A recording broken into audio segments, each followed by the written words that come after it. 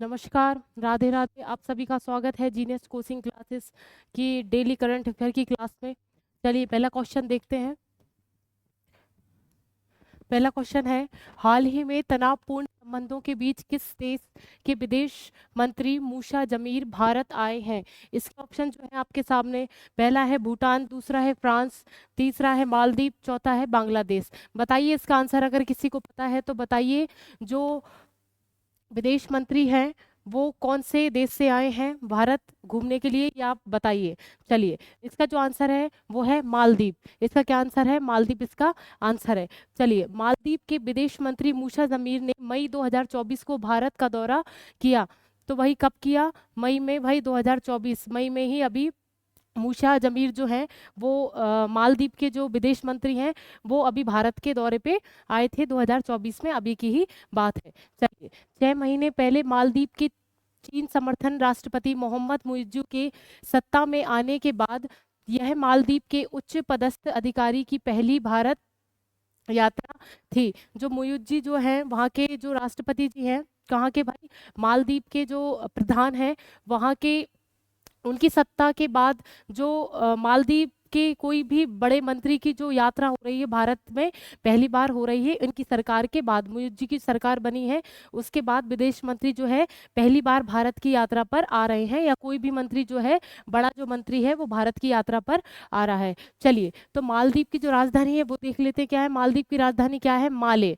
क्या नाम है भाई? माले। मुद्रा है रुपया। मुद्रा क्या है? रुपया। और राष्ट्रपति का नाम क्या है? मोहम्मद मुइज्जू। कौन है भाई? मोहम्मद मुइज्जू। इनको जो क्या है भाई, आगे और देख लेते हैं। भारत मालदीव में सैनिकों की जंग है, टेक्निकल स्टाफ भेजेगा। भारत जो है मालदीव में सैनिक ना भेजते हुए टेक्निकल स्टाफ कहाँ पर भेजेगा? मालदीव। ऐसी कोई उनकी संधि हुई होगी। चलिए, रिलायंस जियो ने मालदीव को high speed optical fibre cable से जोड़ने से संबंधित कार्य पूरा किया। भाई, रिलायंस जो जियो है उसने जो मालदीव को हाई ऑप्टिकल जो स्पीड है फाइबर केबल से जोड़ने का ये जो वायदा किया होगा वो कंप्लीट किया है। किसने भाई? कौन सी कंपनी? रिलायंस जियो ने जो है मालदीव में जो है स्पीड ऑप्टिकल फाइबर केबल से जोड़ने का जो वायदा किया था वो कंप्लीट करेगा। एशिया सर्किट चैंपियनशिप का आयोजन मालदीव में किया गया। किसका भाई? एशिया सर्किट चैंपियनशिप जो है वहाँ उसका आयोजन कहाँ पर किया गया? मालदीव में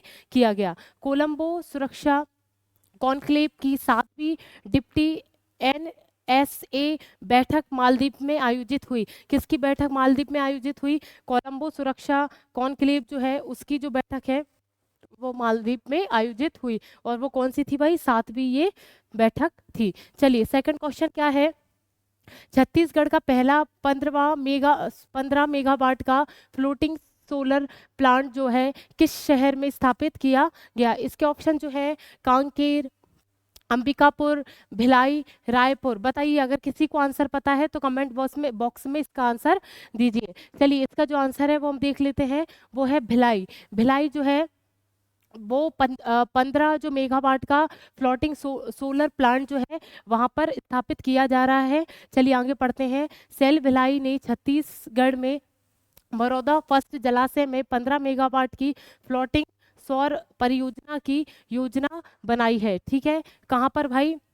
भिलाई में। भिलाई कहाँ है? छत्तीसगढ़ में। ठीक है, और वही कौन से जलाशय में? मरोदा फर्स्ट जलाशय में इसको स्थापित किया गया है। ये 15 मेगावाट की ये सौर ऊर्जा का जो संयंत्र जो है स्थापित किया जा रहा है भिलाई छत्तीसगढ़ में। चलिए, जिसका उद्देश्य कार्बन उत्सर्जन को कम करना। इसका उद्देश्य जो है कार्बन उत्सर्जन जो है उसको कम करना, जिससे जलवायु में जो है परिवर्तन लगातार ज़्यादा ना बढ़े। चलिए, कम करना और नवीनीकरणीय ऊर्जा को बढ़ावा देना है। नवीनीकरणीय ऊर्जा को बढ़ावा देना है, स्वच्छ ऊर्जा को बढ़ावा देना है, इसका मेन उद्देश्य है। चलिए, अब क्या है भाई? छत्तीसगढ़ की राजधानी क्या है? रायपुर। और मुख्यमंत्री कौन है? विष्णुदेव शाह।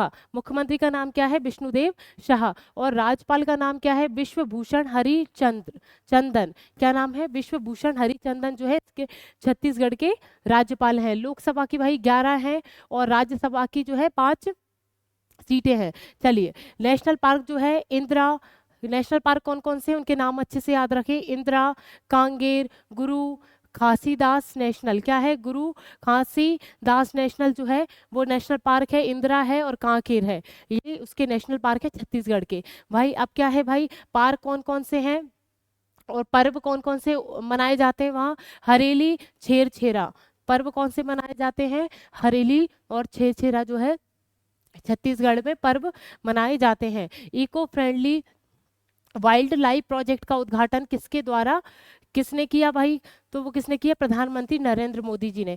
किसका, eco friendly wildlife project, क्या नाम है प्रोजेक्ट का, इको फ्रेंडली वाइल्ड लाइफ जो प्रोजेक्ट है वो प्रधानमंत्री हमारे जो प्राइम मिनिस्टर जी हैं उन्होंने उसका उद्घाटन किया। क्या है भाई, छत्तीसगढ़ के प्रथम उप मंत्री जो है के पद पर किन्हें नियुक्त किया गया है, छत्तीसगढ़ के जो उप मुख्यमंत्री हैं उन्हें उन्हें कौन नियुक्त किए गए हैं, ये आपसे पूछे गए हैं। तो क्या नाम है उनका, टी.एस. सिंहदेव, उनका नाम क्या है, टी.एस. सिंहदेव जो है छत्तीसगढ़ के उप मुख्यमंत्री नियुक्त किए गए हैं। विष्णुदेव साह के नेतृत्व वाली सरकार में अवैध धार्मिक धर्मांतरण को रोकने के लिए कानून लाने की तैयारी कर रही है। विष्णुदेव जो है वहाँ के मुख्यमंत्री जो धर्म अवैध धार्मिक मतलब जो धर्म परिवर्तित करा रहे हैं लोग अवैध रूप से, तो उसको रोकने के लिए कानून की तैयारी कर रहे हैं। कोई कानून लाया जाएगा कहाँ पर, छत्तीसगढ़ में। छत्तीसगढ़ ने महिलाओं को 1,000 मासिक सहायता प्रदान करते हेतु महतारी वंदना योजना शुरू की है। 1,000 रुपये प्रति माह पर प्रदान किया जाएगा महिलाओं को और उस योजना का नाम क्या है, महतारी वंदना योजना। चलिए अगला अगला है, छत्तीसगढ़ ने रामलला दर्शन योजना शुरू की है। छत्तीसगढ़ ने कौन सी योजना शुरू की है, रामलला दर्शन योजना शुरू की है, जो सालाना 20,000 निवासियों को अयोध्या की मुफ्त तीर्थ यात्रा प्रदान करेगा। 20,000 जो छत्तीसगढ़ के निवासी हैं वो अयोध्या जाकर रामलला जी के दर्शन कर पाएंगे, वो भी निःशुल्क, उनका एक भी पैसा नहीं लगेगा। उस योजना को क्या नाम दिया गया है, रामलला दर्शन योजना। चलिए अब अगला क्वेश्चन क्या है, हाल ही में IFFCO के अध्यक्ष कौन चुने गए हैं। अब देखिए इसके जो ऑप्शन है वो आपके सामने है, राजीव कुमार, दिलीप संघानी, तीसरा ऑप्शन है किशोर मकवाना, चौथा ऑप्शन है दिनेश कुमार त्रिपाठी। बताइए इसका आंसर क्या है। चलिए इसका जो आंसर है वो है दिलीप संघानी, दिलीप संघानी जो है इसका आंसर है। चलिए आगे देख लेते हैं। देखिए भारतीय किसान उर्वरक सहकारी ने अपने अध्यक्ष के चुनाव में श्री दिलीप संघानी को IFFCO का 17वां अध्यक्ष चुना है। अब इसका फुल फॉर्म क्या है भाई, IFFCO का फुल फॉर्म है भारतीय किसान उर्वरक सहकारी, एक संस्था है भाई, उसके जो अध्यक्ष चुने गए हैं वो भी 17वें अध्यक्ष हैं। उनका नाम क्या है, दिलीप संघानी, दिलीप संघानी को चुना गया है। वह पहले IFFCO के उपाध्यक्ष के रूप में कार्यरत रह चुके हैं, ये पहले उपाध्यक्ष के रूप में कार्यरत रह चुके हैं। इसकी जो स्थापना है वो 3 नवंबर 1967 में इसकी स्थापना की गई थी। ठीक है, चलिए इसका मुख्यालय जो है वो नई दिल्ली में है। HDFC लाइफ में अध्यक्ष के रूप में के मित्री को नियुक्त किया गया है। HDFC जो लाइफ या बैंक है, ठीक है, बैंक तो नहीं, लाइफ में जो है बैंक का ही एक शाखा है, तो उसके अध्यक्ष के रूप में किसको चुना गया है, के मित्री जो है उसको चुना गया है। संजय भल्ला ने भारतीय नौसेना के चीफ ऑफ पर्सनल पदभार संभाला है। किसने संभाला है, संजय भल्ला ने जो है भारतीय नौसेना की चीफ ऑफ पर्सनल का जो है भार संभाला है।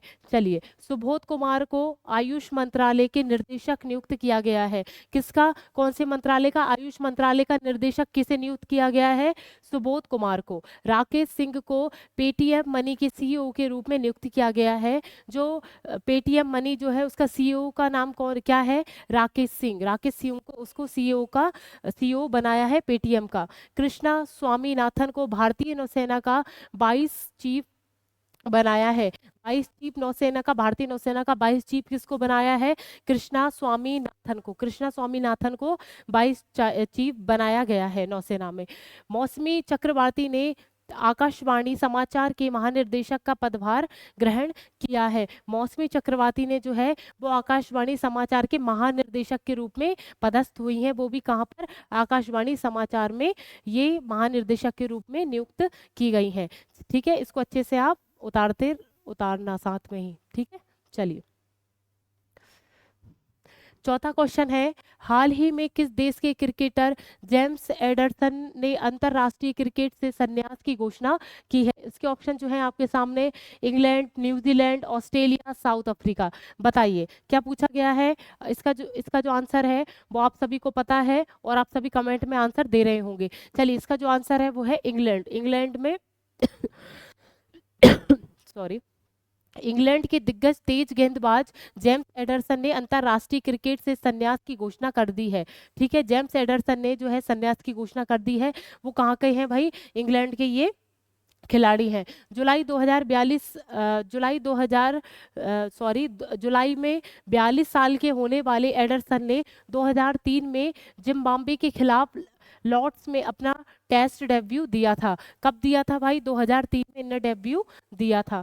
चलिए, उन्होंने 700 विकेट लिए, जो टेस्ट इतिहास में किसी भी तेज गेंदबाज द्वारा सबसे अधिक है। ये जो है 700 इनने विकेट लिए, और जो टेस्ट मैच में है वो सबसे ज़्यादा इन्होंने ये विकेट जो लिए हैं वो इन्हीं के नाम पर कीर्तिमान हासिल इन्होंने किया है। चलिए, पांचवा क्वेश्चन क्या है, हाल ही में दोहा डायमंड लीग 2024 भाला फेंक में नीरज चोपड़ा किस स्थान पर रहे हैं? इसके ऑप्शन जो है आपके सामने, पहले स्थान पर, दूसरे स्थान पर, तीसरे स्थान पर, चौथे स्थान पर। इसका जो आंसर है वो है दूसरे स्थान पर।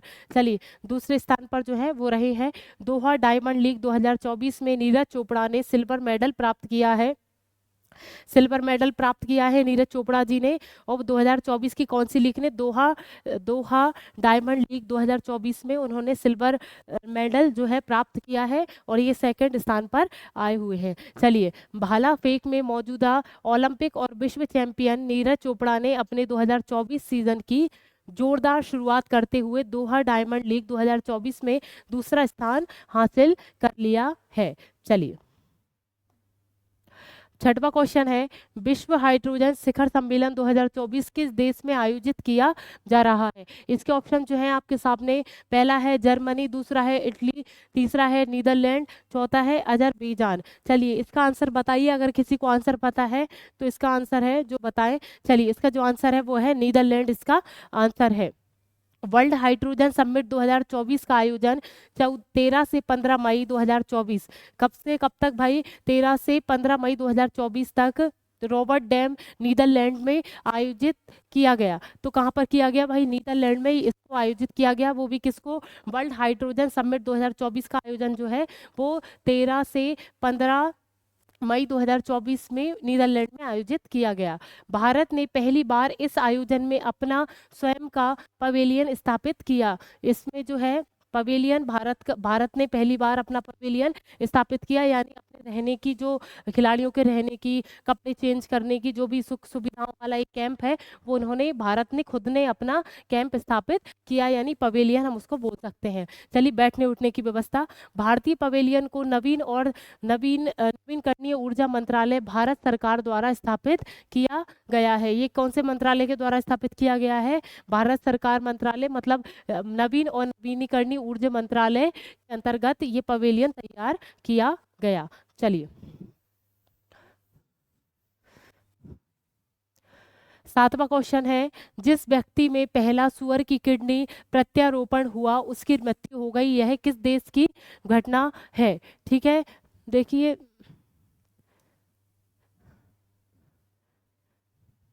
सुअर की किडनी लगा ली व्यक्ति ने, एक मानव ने, कैसा जमाना आ गया। चलिए, तो इसके ऑप्शन क्या है? पहला है अर्जेंटीना, कनाडा, ऑस्ट्रेलिया और अमेरिका। चलिए, इसका आंसर जो है अगर किसी को पता है तो कमेंट में बताएं, और इसका जो आंसर है वो है अमेरिका। अमेरिका क्या भाई? आनुवांशिक रूप से संशोधित सुअर किडनी प्रत्यारोपण प्राप्त करने वाले पहले व्यक्ति स्लेम मैन, क्या नाम है? ये इनका फोटो है भाई। स्लेम मैन की ऑपरेशन की 2 महीने बाद मृत्यु हो गई। ऑपरेशन सक्सेसफुल हुआ तब तत्काल में, और फिर 2 महीने के बाद उनकी मृत्यु हो गई। ठीक है, और उन्होंने किसकी किडनी लगाई थी? सुअर की किडनी लगाई थी मानव में, और उनका नाम क्या था? Slam man. किडनी की बीमारी के अलावा स्लेम टाइप 2 मधुमेह और उच्च रक्तचाप से भी पीड़ित थे। ये शुगर से और ब्लड प्रेशर से भी परेशान थे। चलिए, स्लेम मैन पर ऑपरेशन को एक ऐतिहासिक मील का पत्थर माना जाता है। ये ऑपरेशन हुआ तो ये सुनने में आपको नया सुनने मिला होगा कि सुअर की किडनी भी लगाई जा सकती, कि पर लग चुकी थी और तब सक्सेसफुल हुआ, पर ज़्यादा काम नहीं कर पाई और 2 महीने के बाद उनकी मृत्यु हो गई। ये अमेरिका के एक व्यक्ति थे। चलिए 8वां क्वेश्चन क्या है, हाल ही में किस राज्य के सैला सुरंग को देश की सबसे ऊंची सुरंग के रूप में मान्यता दी गई है? इसके ऑप्शन जो है आपके सामने, अरुणाचल प्रदेश, जम्मू कश्मीर, हिमाचल प्रदेश, महाराष्ट्र। बताइए इसका आंसर क्या है। चलिए इसका जो आंसर है वो है अरुणाचल प्रदेश। BRO इंडिया द्वारा निर्मित सेला सुरंग को International Book of Honour England द्वारा आधिकारिक तौर पर देश की सबसे ऊंची सुरंग के रूप में मान्यता दी गई है। ठीक है, किसकी भाई, सबसे ऊंची सुरंग के रूप में इसको मान्यता दी गई है। कहाँ भाई, ये अरुणाचल प्रदेश में हुई है। चलिए 2.598 किलोमीटर लंबी सुरंग को तेजपुर तवांग रोड पर 13,000 फीट की ऊंचाई पर स्थित है। ये जो है लंबी सुरंग का कौन सी है भाई, 2.598 किलोमीटर लंबी सुरंग तेजपुर तवांग रोड पर 1300 फीट ऊंचाई पर ये स्थित है। 13,000 है ना।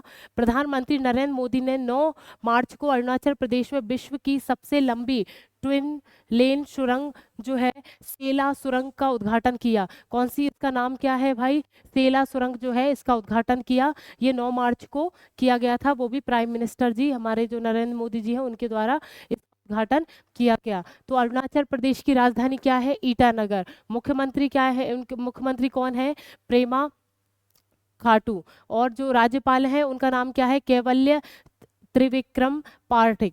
चलिए अब आगे देखते हैं कि रक्षा मंत्री राजनाथ सिंह ने नेचफुक सुरंग का उद्घाटन किया। किसका भाई, नेचफू सुरंग का इसका उद्घाटन किया, वो भी किसने, रक्षा मंत्री राजनाथ सिंह ने। चर्चे में रहा राज्य का पहला ग्रीनफील्ड डोनी पोलो एयरपोर्ट जो है, ये चर्चा में रहा। कहाँ का, ये अरुणाचल प्रदेश का ग्रीनफील्ड डोनी पोलो एयरपोर्ट इसमें चर्चा में रहा। चलिए नवे पक्के पागा हॉर्नबिल महोत्सव, यहाँ का भाई जो नवा वाला जो हॉर्नबिल महोत्सव है वो भी यहाँ पर चर्चाओं में रहता है। हाल ही में 100% घरेलू नल जल कनेक्शन हासिल करने वाला पहला उत्तरी पूर्व राज्य अरुणाचल प्रदेश बना है। ये अच्छा क्वेश्चन है, क्या है भाई, हाल ही में 100% घरेलू नल जल कलेक्शन जो है, नल का जो कनेक्शन है, शुद्ध जल मिलेगा हर घर में, ये कनेक्शन उपलब्ध कराया होगा। तो ये जो है उत्तर पूर्वी राज्य अरुणाचल प्रदेश ये पहला ऐसा राज्य बन गया है। चलिए केई पनियोन अरुणाचल प्रदेश का 26वां जिला बन गया है। 26वें जिला अरुणाचल प्रदेश का क्या है भाई, केई पनियोन। चलिए हाँ, चलिए नवा क्वेश्चन है, मई 2024 के महीने में भारतीय नौसेना के ऑपरेशन डिप्लॉयमेंट के हिस्से के रूप में कौन सा भारतीय नौसेना जहाज वियतनाम का दौरा करेगा? इसके ऑप्शन जो आपके सामने हैं, INS विक्रांत, दूसरा ऑप्शन है INS किल्टान, तीसरा ऑप्शन है INS बागसीर, चौथा ऑप्शन है INS नीलगिरी। चलिए इसका आंसर जो है किसी को पता है तो आंसर इसका कमेंट में दे। चलिए INS किल्टान जो है इसका आंसर है, किल्टान इसका आंसर है। चलिए देखिए इसमें कोई डिटेलिंग नहीं दी है, तो क्वेश्चन आपने अच्छे से पढ़ ही लिया होगा कि मई 2024 के महीने में भारतीय नौसेना के जो ऑपरेशन जो है डिप्लॉयमेंट के हिस्से के रूप में कौन सा भारतीय नौसेना जहाज वियतनाम के दौरे पर पहुंचा था। तो ये जहाज का नाम पूछा था और वो वियतनाम पे पहुंचा था, तो उस जहाज का नाम क्या था, INS किल्टान। चलिए अब क्या है 10वां क्वेश्चन, पद्मश्री सुरजीत पातर जिनका हाल ही में निधन हो गया किस भाषा के प्रख्यात कवि हैं? इसके ऑप्शन जो है आपके सामने, पंजाबी, कन्नड़, अंग्रेजी और उर्दू। बताइए इसका आंसर क्या है भाई। चलिए इसका जो आंसर है वो पंजाबी की ये एक कवि थे। चलिए प्रख्यात पंजाबी कवि और पद्मश्री 2012 से पद्मश्री इनको 2012 में मिला। सम्मानित सुरजीत पातर का 79 वर्ष की आयु में निधन हो गया, जिससे साहित्यिक और राजनीतिक क्षेत्र में हलचल मच गई है। ये राजनीतिक भी थे और साहित्यिक क्षेत्र में ये कवि भी थे, आप जानते हैं। और कौन से भाषा के थे भाई, पंजाबी भाषा के। तो पंजाब के मुख्यमंत्री भगवंत मान ने उन्हें पंजाबी भाषा का गौरवशाली पुत्र क्या बोला भाई उनको? जो मुख्यमंत्री हैं पंजाब के, उनका नाम क्या है? भगवंत मान ने उनको क्या बोला? पंजाबी भाषा का गौरवशाली पुत्र इनको बताया। ठीक है, चलिए यही क्वेश्चन थे, 10 क्वेश्चन। चलिए इसी के साथ मैं अगले दिन आपको मिलती हूँ। राधे राधे।